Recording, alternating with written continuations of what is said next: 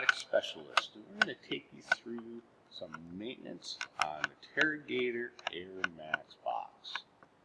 We're going to start with the grease bank that you'll find on the rear of the machine. Notice the outer banks of 6 greasers are your daily maintenance for greasing your boom pivots. And then the inners will do the bearings, and those are on a weekly basis.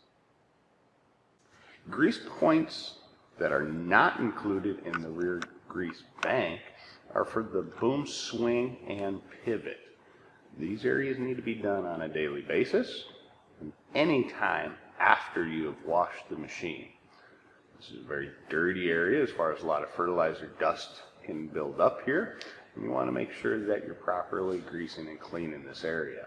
Pay attention to the swing hydraulic cylinder, making sure that the seal area is clear as well, and making sure that you have proper boom alignment when you have it in the spread position.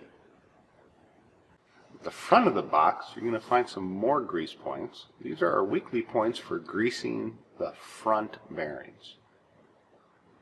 The grease zerks for the boom latches are part of your daily greasing schedule.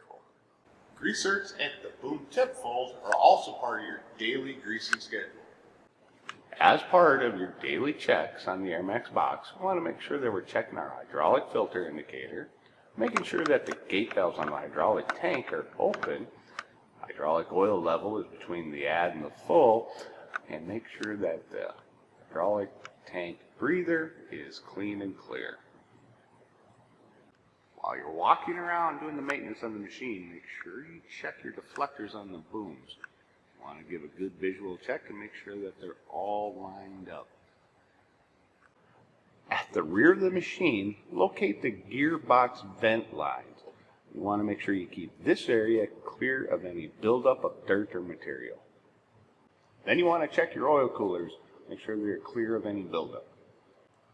If the machine is equipped with pre-cleaners, you want to make sure that they are operating correctly.